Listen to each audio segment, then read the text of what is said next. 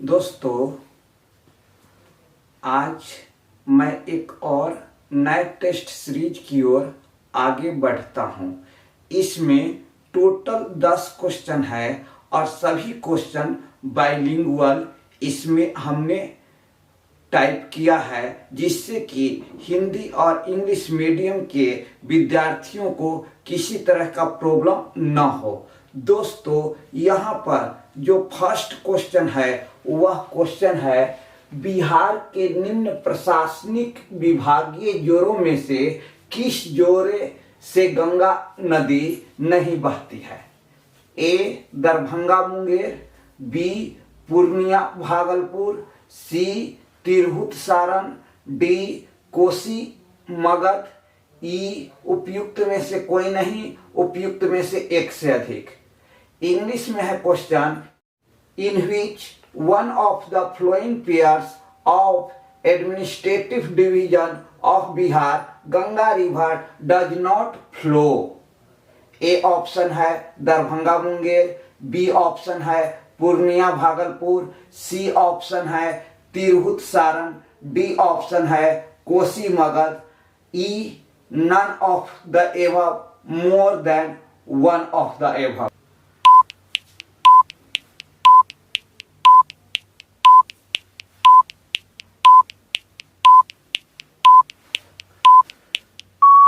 दोस्तों, इस क्वेश्चन का राइट आंसर जो है वह आपका डी है, कोसी मगध। राइट आंसर क्या है? डी है, कोसी और मगध कमिश्नरी। कोसी और मगध कमिश्नरी से गंगा नदी नहीं बहती है। कोसी कमिश्नरी के अंतर्गत 3 जिले हैं, सहरसा, मधेपुरा और सुपौल। मगध कमिश्नरी के अंतर्गत गया, औरंगाबाद, नवादा, जहानाबाद, अरवल जिले हैं। तो इस एरिया से, कोसी और मगध के एरिया से गंगा नदी नहीं बहती है।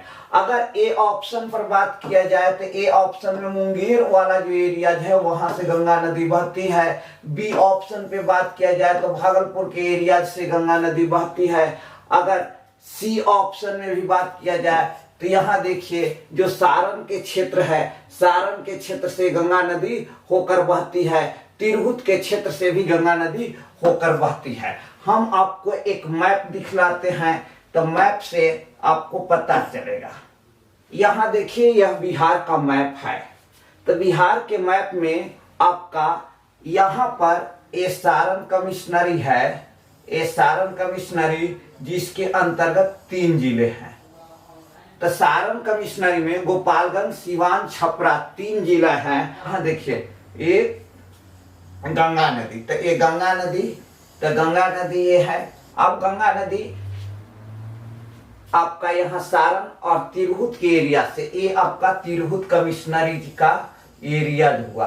तो ये तिरहुत के एरिया से और सारण के एरिया से बहती है।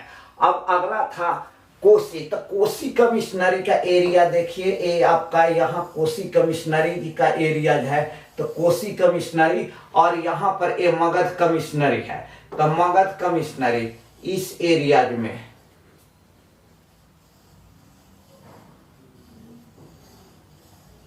मगध कमिश्नरी का ये एरिया है। तो ये इस एरिया से और इस एरिया से गंगा नदी नहीं बहती है। अगर आप भागलपुर कमिश्नरी के अंतर्गत देखिएगा तो भागलपुर कमिश्नरी में 2 जिले, एक भागलपुर और एक बांका, तो यहाँ से भी बहती है। तो आपका राइट आंसर जो है वह मगध कमिश्नरी और कोसी कमिश्नरी। तो कोसी कमिश्नरी और मगध कमिश्नरी से गंगा नदी होकर नहीं बहती है। यहाँ देखिए, ये आपका क्वेश्चन है तो इसमें यही आपका ए डी ऑप्शन हो जाएगा, कोसी और मगध। तो इस तरह के क्वेश्चन के लिए आपको मैप पे प्रैक्टिस होना अनिवार्य है। जैसे आप जानते हैं कि गंगा नदी कहाँ से निकलती है, कहाँ गिरती है, किस किस राज्य से होकर गुजरती है, इसमें आपको बिहार के मैप पर पकड़ होना चाहिए। जब तक बिहार के मैप में सभी डिस्ट्रिक्ट, सभी कमिश्नरीज के बारे में आपको जानकारी नहीं होगा, इस तरह का क्वेश्चन आपको प्रॉब्लम क्रिएट करेगा। दोस्तों, अब हम लोग अगले क्वेश्चन की ओर बढ़ते हैं। देखिए यहाँ सेकेंड नंबर जो क्वेश्चन है, भौगोलिक क्षेत्र की दृष्टि से जापान का सबसे बड़ा द्वीप है Hokkaido, Honshu, Shikoku, Kyushu. E option उपयुक्त में से कोई नहीं, उपयुक्त में से एक से अधिक। The largest island of Japan in terms of the geographical area is A Hokkaido, B Honshu, C Shikoku, D Kyushu, E none of the above, more than one of the above.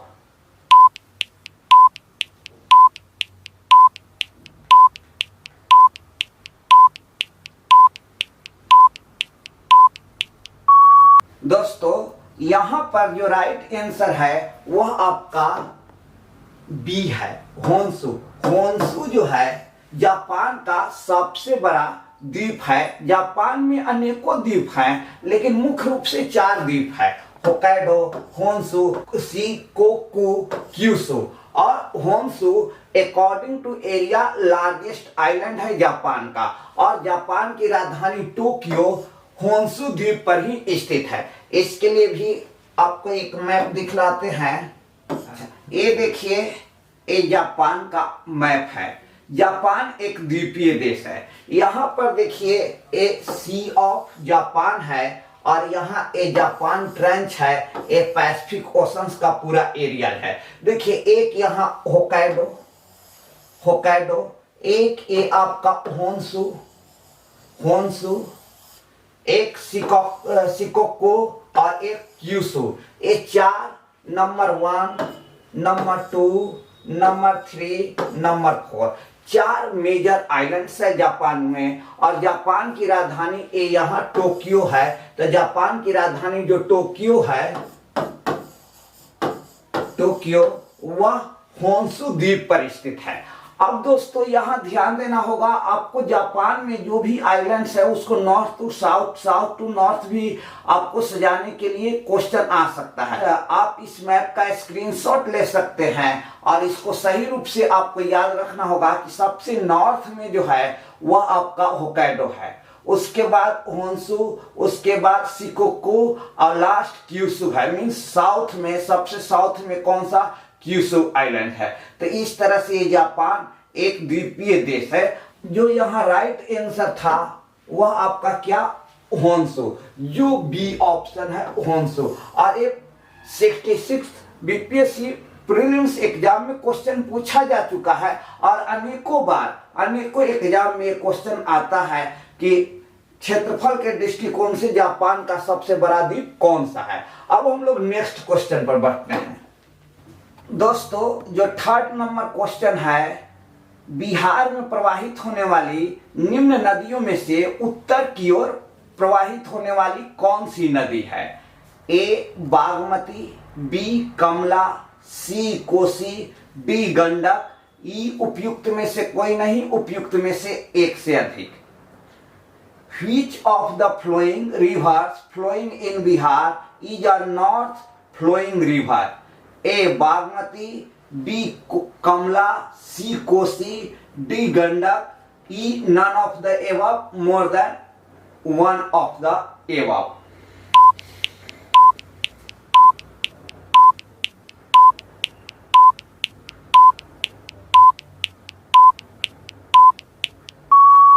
दोस्तों यहां पर right answer जो है वह ई है।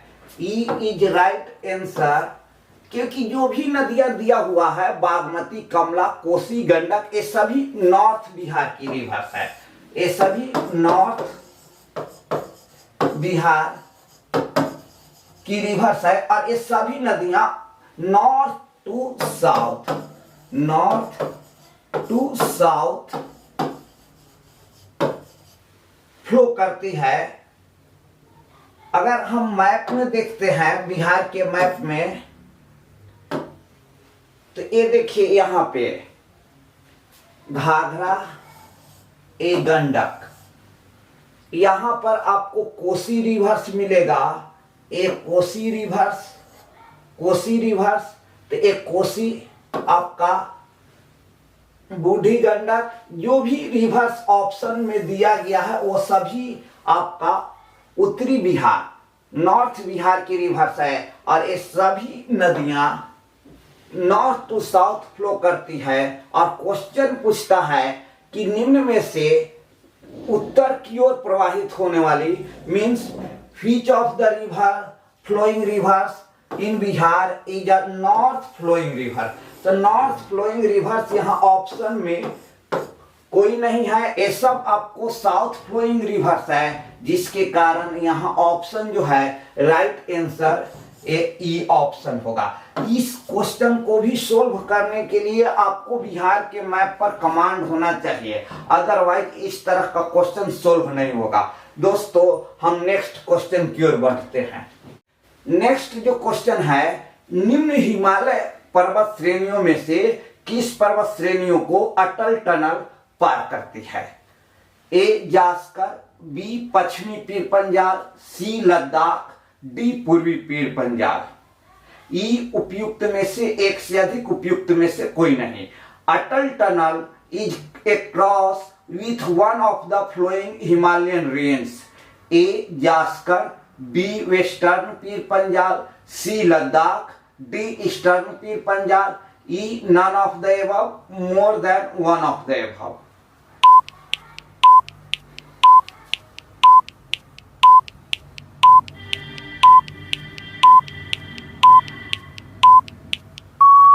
इसका right answer D option है, D eastern Pir Panjal. तो ईस्टर्न पीर पंजाल में अटल टनल को बनाया गया है ईस्टर्न पीर पंजाल में। तो इसमें तो ज्यादा डिस्कशन की आवश्यकता नहीं है। जो ईस्टर्न पीर पंजाल, तो पीर पंजाल आपका एक रेंज है, हिमालय का एक रेंज है। हिमालय में ग्रेट हिमालय, लेसर हिमालय और शिवालिक है। और लेसर हिमालय में ही पीर पंजाल, धौलाधर, नाग टिब्बा और महाभारत रेंज स्थित है। तो पीर पंजाल रेंज का विस्तार जम्मू कश्मीर और हिमाचल प्रदेश में है, लेकिन इसका मोस्टली पार्ट्स जम्मू कश्मीर में स्थित है और कुछ पार्ट्स आपका हिमाचल प्रदेश में स्थित है। तो ये पीर पंजाल के रेंज में ही ईस्टर्न पीर पंजाल के एरियाज में आपको अटल टनल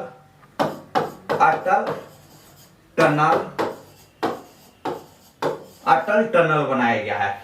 दोस्तों यह क्वेश्चन यूपीएससी में भी पूछा गया है। यूपीएससी ज्योग्राफी ऑप्शनल में यह क्वेश्चन मैपिंग के अंतर्गत था कि अटल टनल के बारे में लिखना था और मैप पर दर्शाना था। तो यहाँ भी और ऑलरेडी यह क्वेश्चन बीपीएससी में भी पूछा जा चुका है। तो इस तरह का क्वेश्चन करंट से भी रिलेटेड है और आपका मैप के प्रैक्टिस भी होना चाहिए। तो ज्योग्राफी के अधिकांश प्रश्न मैप पर रिलेटेड होते हैं। अगर आपको मैप पे कमांड है तो आप क्वेश्चन के आंसर सही रूप से दे पाइएगा। दोस्तों नेक्स्ट जो क्वेश्चन है 5th नंबर, निम्नलिखित नदियों में से किन को जोड़ने का कार्य किया गया है? मतलब दो नदियों को जोड़ा जा चुका है रिवर लिंकिंग प्रोजेक्ट के अंतर्गत। ए ऑप्शन है कावेरी और तुंगभद्रा, बी गोदावरी और कृष्णा, सी महानदी और सोन, डी नर्मदा और ताप्ती, ई उपयुक्त में से एक से अधिक, उपयुक्त में से कोई नहीं। Linking of which of the flowing rivers was undertaken? A Kaveri and Tungabhadra, B Godavari and Krishna, C Mahanadi and Son, D Narmada and Tapti, E none of the above, more than one of the above.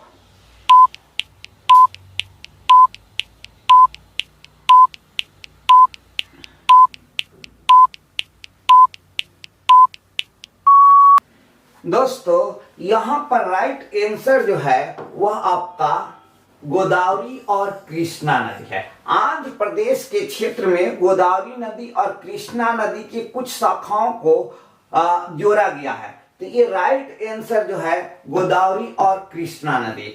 इस तरह का question बहुत अधिक importance है कि कौन कौन सी नदी रिवर लिंकिंग प्रोजेक्ट के अंतर्गत जोड़ा गया है। और रिवर लिंकिंग प्रोजेक्ट के बहुत सारे बेनिफिट्स हैं, जैसे फ्लड कंट्रोल होगा, इरिगेशन का जो भी इरिगेशन का विकास होगा, फ्लड कंट्रोल होगा, सूखा की जो समस्या है उन समस्याओं का समाधान किया जाएगा। तो इसका राइट आंसर जो है वह आपका बी है। गोदावरी और कृष्णा नदी को आंध्र प्रदेश के एरियाज में जोड़ा गया है। अब हम लोग आगे बढ़ते हैं। 6 नंबर, ब्राजील के पठार के घास के मैदान को कहते हैं पंपास, कंपोज, वेल्ड्स, डाउन्स। ई उपयुक्त में से एक से अधिक, उपयुक्त में से कोई नहीं। Grasslands of Brazilian plateau are known as pampas, campos, velds, downs, none of the above, more than one of the above.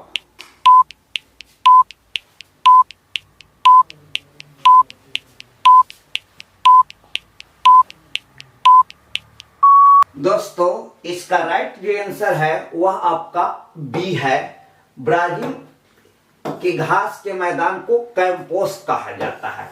आपका ए पंपास, तो अर्जेंटीना के घास के मैदान को पंपास कहा जाता है। डाउन्स, तो डाउन्स ए ऑस्ट्रेलिया में डाउन्स कहा जाता है। और ए वेल्ड, तो वेल्ड कहाँ, तो दक्षिण अफ्रीका में भेल्ड कहा जाता है। तो अलग अलग क्षेत्रों में घास के मैदान को अलग अलग नाम दिया गया है, जिसमें ब्राजील के पठार के एरियाज में जो घास का नाम है वह है कैंपोस। तो ये आपको ध्यान देना होगा। और इस तरह की घास के मैदान से रिलेटेड, ग्रासलैंड से रिलेटेड बार बार क्वेश्चन एग्जाम्स में पूछे जाते हैं। तो जो भी ग्रासलैंड्स है वो आपको ध्यान में रहना चाहिए। दोस्तों अब हम लोग नेक्स्ट क्वेश्चन की ओर आते हैं। नेक्स्ट क्वेश्चन है जवाहर सुरंग किसके नजदीक स्थित है। थोड़ा सा यहाँ टाइपिंग मिस्टेक है, स्थित है। ए ऑप्शन है बारालाचा, बी ऑप्शन है बनिहाल, सी ऑप्शन है चांगला, डी ऑप्शन खांदुंगला, ई ऑप्शन उपयुक्त में से एक से अधिक, उपयुक्त में से कोई नहीं। Jawahar tunnel is located near A Baralacha, B Banihal pass, C Changla, D Khardungla, E none of the above, more than one of the above.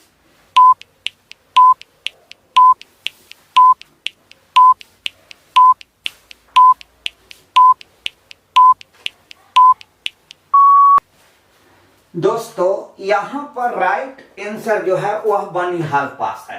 Banihal pass Jammu and Kashmir में स्थित है और यह जम्मू को कश्मीर से जोड़ती है। तो बनिहाल पास में ही जवाहर सुरंग बनाया गया है। जवाहर टनल जो स्थित है वह आपका बनिहाल दर्रा में स्थित है, जो जम्मू कश्मीर में है और जम्मू श्रीनगर को जम्मू से जोड़ता है। यह जो बनिहाल है वह श्रीनगर को जम्मू से जोड़ता है, जो आपका बनिहाल पास है। तो इस तरह से ये भी क्वेश्चन को ध्यान देना है कि जवाहर सुरंग बनिहाल पास में स्थित है और यह सुरंग श्रीनगर को जम्मू से जोड़ता है। दोस्तों अब हम लोग नेक्स्ट क्वेश्चन पे आते हैं। नेक्स्ट जो क्वेश्चन है 9th नंबर, निम्नलिखित में से कौन सी वस्तु बिहार के भौगोलिक संकेत के रूप में पंजीकृत नहीं है, अर्थात किसे जीआई टैग प्राप्त नहीं है। ए जर्दालू आम, बी मूंगा रेशा, सी कटनी धान, डी मगही पान, ई उपयुक्त में से एक से अधिक, उपयुक्त में से कोई नहीं। Which of the following items is not registered as a geographical indication of Bihar?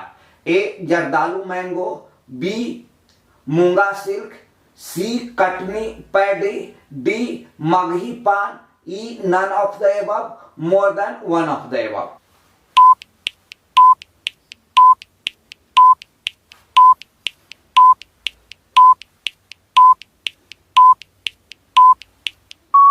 दोस्तों इसका राइट आंसर जो है वह आपका बी ऑप्शन है। बी में क्या है, तो मूंगा रेशम। तो मूंगा रेशम बिहार से रिलेटेड नहीं है। जर्दालू आम बिहार से रिलेटेड है, इससे जीआई टैग भी प्राप्त है। कटनी धान भी कतरनी धान भी बिहार से रिलेटेड है और जीआई टैग भी प्राप्त है। साथ ही मगही पान, तो यह भी बिहार से रिलेटेड है और जीआई टैग प्राप्त है। क्वेश्चन पूछता है कि पंजीकृत नहीं है, not registered as a geographical indicators of Bihar, तो इसका राइट आंसर बी होगा, मूंगा सिल्क। अब हम लोग नेक्स्ट क्वेश्चन पर चलते हैं।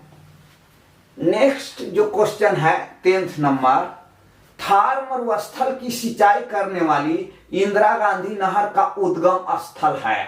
भाखड़ा नांगल बांध, हथनी कुंड बराज, हरिके बराज, रंजीत सागर बांध, ई उपयुक्त में से एक से अधिक, उपयुक्त में से कोई नहीं। Indira Gandhi canal irrigating Thar desert originates from A Bhakra dam, B Hathni Kund barrage, C Harike barrage, D Ranjit Sagar dam, E none of the above, more than one of the above.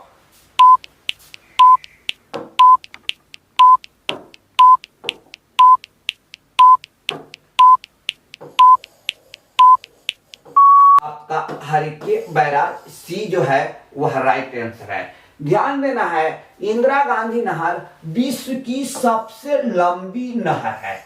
World longest canal is Indira Gandhi canal, और यह कैनाल आपका यहां ये सतलुज नदी और ये दोनों नदी जहां मिलती है, ये आपका सतलुज नदी है,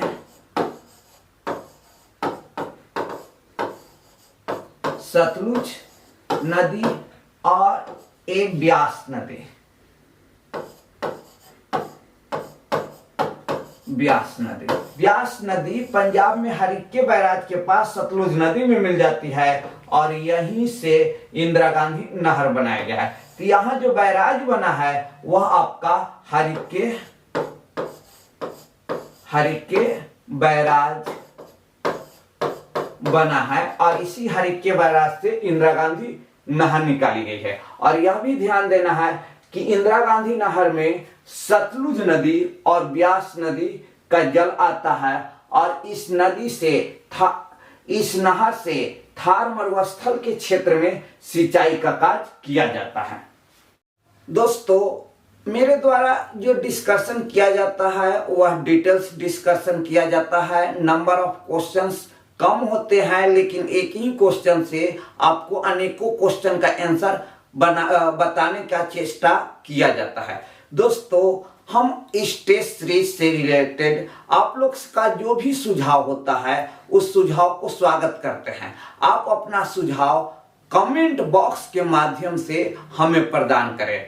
दोस्तों, हम आप सभी से यह रिक्वेस्ट करते हैं कि इस वीडियो को अधिक से अधिक लाइक, कमेंट्स एवं मेरे चैनल्स को सब्सक्राइब करें। साथ ही इस वीडियो को आप अपने दोस्तों के बीच शेयर करें। जय हिंद।